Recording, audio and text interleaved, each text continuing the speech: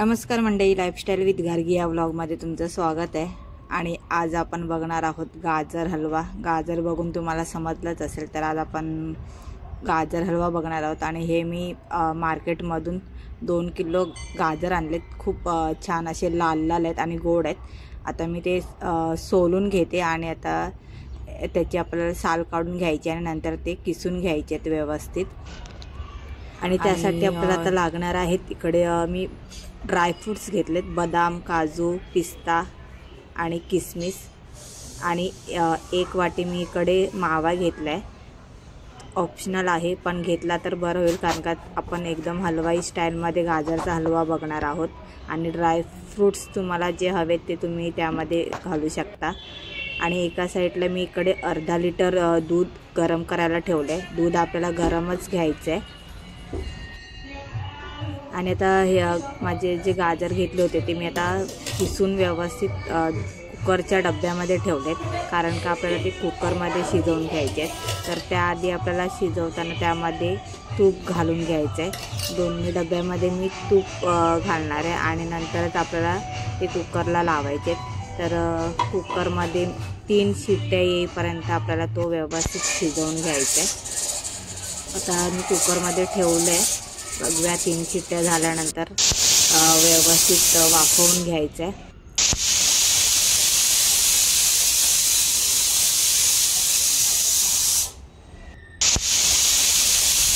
आणि आता फायनली आपल्या 3 शिट्ट्या कुकरला झालेल्या आहेत। कुकर थंड व्हायला देऊया आणि नंतर बघूया। आणि अशा प्रकारे आपला गाजर आहेत ते व्यवस्थित शिजलेले आहेत, एकदम व्यवस्थित झालेले आहेत। त्यामुळे 3 शिट्ट्या कुकरला लावा, झटपट होईल।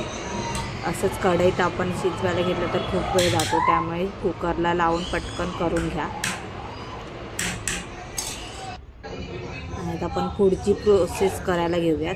तर मी इकडे आता कढई घेतली आहे। कढईमध्ये मी आधी 2-3 चमचे तूप घेते। तूप यासाठी घ्यायचं आहे कारण का गाजरचा हलवा खाली लागला नाही पाहिजे, नाहीतर आपला तो करपला जाईल। त्यामुळे तूप घ्यायचं आहे 2-3 चमचे। आणि त्यामध्ये नंतर आपल्याला गाजर आहे ते जो किस शिजवलेला आहे तो ह्याच्यामध्ये टाकून घ्यायचा आहे।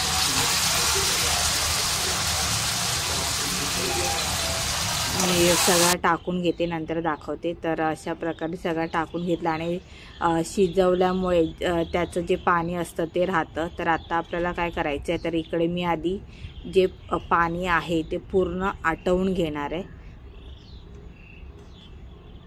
खूप पाणी आहे त्यामध्ये, तर ते व्यवस्थित आपण आटवून घेऊया। बघा, पाणी आता पूर्ण गेलेलं आहे ह्यातलं। जो गाजरचा किस आहे तो पूर्ण सुक्का झाला आहे। आणि आता आपण ह्यामध्ये प्रथम जे मी साखर घालायची, तर मी इकडे पिठी साखर घेते, कारण का माझ्याकडे पिठी साखर भरपूर आहे, त्यामुळे मी पिठी साखरेचाच वापर करणार आहे। तर मी 2 कप पिठी साखर घेते आहे। तुम्ही पिठी साखरच्या ऐवजी साखर वापरू शकता। नॉर्मली सगळे साखरच वापरतात, पण माझ्याकडे खूप पिठी साखर होती म्हणून मी पिठी साखर वापरते। तर आता पिठी साखर घातल्यामुळे परत आपला जो गाजरचा हलवा आहे तो आता साखर विरघळल्यामुळे परत तो पातळ झाला, तर ते सुद्धा आपल्याला परत एकदा व्यवस्थित शिजवून घ्यायचं आहे। आणि मध्ये मध्ये सतत हलवत राहायचं, नाहीतर परत खाली चिकटण्याची शक्यता आहे। तर अशा प्रकारे आता आपला जे साखरेचा पाक आहे तो सुद्धा आटत आलेला आहे। तर आता आपण त्यामध्ये मी 1 कप दूध वापरते इकडे, जे आपण मगाशी दूध उकळत ठेवलेलं ते मी आता इकडे 1 कप दूध वापरलेलं आहे याच्यामध्ये टाकते आहे। आणि आता परत आपल्याला व्यवस्थित मिक्स करून घ्यायचं आहे।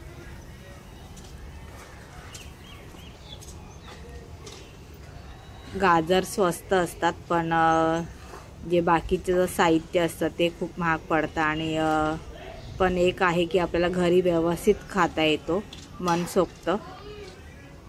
आणि आपण वर्षातून एकदाच खातो, त्यामुळे तो व्यवस्थितच करायचा आहे।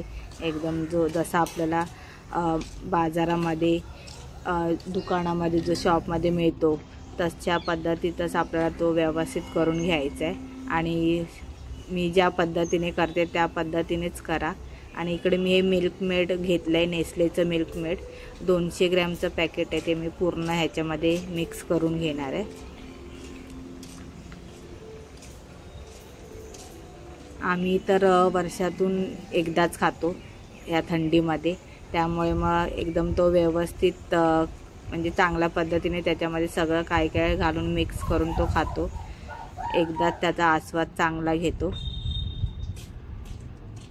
हे सुद्धा आपल्याला व्यवस्थित मिक्स करून घ्यायचं आहे मिल्कमेड टाकल्यानंतर. आता परत आपल्याला जास्त वेळ जाणार आहे. यूट्यूबला खूप जण सांगतात की 15 मिनटात 10 मिनटात, तर असं काहीच होत नाही आहे. 15 मिनटामध्ये आपल्याला फक्त तो शिजवण्यामध्येच जातो कुकरला लावल्यानंतर. त्यानंतर प्रोसेस असते ती वेगळीच. म्हणजे टोटल हा बनवण्यासाठी आपल्याला 1-2 तास लागतातच. खूप मेहनत आहे. त्यामुळे यूट्यूबला जे दाखवतात झटपट वगैरे असं काही नसतं. झटपट वगैरे जो वेळ लागतो तो लागतोच. आणि आता ह्यामध्ये आपल्याला मी 1 कप इथे मावा घेतला आहे, तो मिक्स करते. मावा जास्त गोड नाही आहे.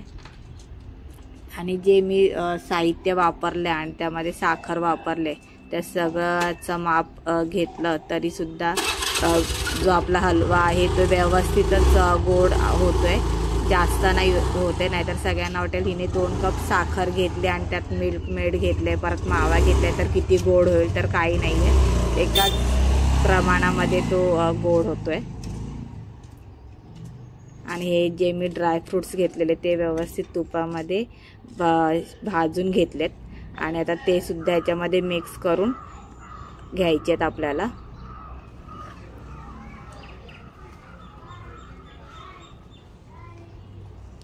जरी तुम्हाला व्हिडिओमध्ये कलर ऑरेंज वाटला असेल तरी पण समोरून बघताना त्याचा कलर वेगळा आहे, लाल आहे. पण आणि हा नॅचरली कलर आहे, त्यामुळे त्याच्यामध्ये फूड कलर वगैरे टाकू नका. जो आहे तसाच खा. नाहीतर व्हिडिओसाठी त्याच्यामध्ये लाल कलर वगैरे टाकण्यापेक्षा जो नॅचरल कलर आहे त्या तसाच गाजरचा हलवा खा. आणि सतत आता हलवत राहायचं आहे आपल्याला, मिक्स करून घ्यायचं आहे. नाहीतर मग परत खाली कढईला तो चिकटण्याची शक्यता आणि करपेलसुद्धा. त्यामुळे सतत मिक्स करत राहा. आणि आता आपलं लाचचं फ्लेवर म्हणून आपल्याला त्याच्यामध्ये वेलची पावडर टाकायची. वेलची पावडर इथे मी अर्धा टीस्पून टाकलेलं आहे. जास्त पण नाही टाकायचं, नाहीतर मग जास्तीत जास्त त्याच्यामध्ये वेलचीचा सुगंध येतो. त्यामुळे अर्धा टीस्पून बस आहे 2 किलो गाजर हलव्यासाठी. आता आपण असं सतत मिक्स करून घ्यायचं आहे व्यवस्थित. आणि अशाच पद्धतीने तुम्हीसुद्धा घरी एकदा ट्राय करा. खूप छान होतो एकदम हलवाई स्टाईलमध्ये. आणि हा व्हिडिओ तुम्हाला कसा वाटला हे मला कमेंट्स करून नक्की सांगा. जर ह्याच्यामध्ये काही तुम्हाला चुका वाटत असतील तर त्या मला कमेंट्स करून सांगा. व्हिडिओला जास्तीत जास्त लाईक करा, शेअर करा, कमेंट्स करा. आणि एकदा नक्की ट्राय करा गाजरचा हलवा. थंडीतून खायचा असतो. आणि गाजर तर तुम्हाला माहिती आहे, गाजरचे फायदे खूप आहेत. त्यामुळे एकदा नक्की ट्राय करा आणि मला कमेंट्स करून सांगा. किती छान दिसतोय बघा.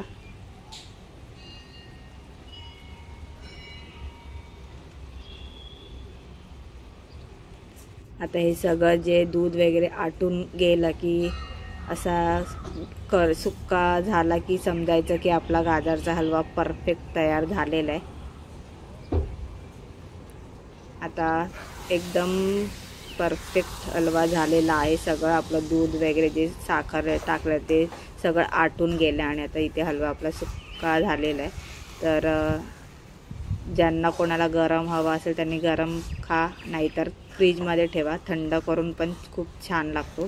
तर आता मी थोडा वेळ बाहेर ठेवेन, नंतर फ्रीजमध्ये ठेवेन आणि आम्ही सगळेजणं मिळून खाऊ. तर हा व्हिडिओ कसा वाटला मला कमेंट्स करून नक्की सांगा. चला तर मग भेटूयात परत एका नवीन व्हिडिओमध्ये. तोपर्यंत बाय बाय.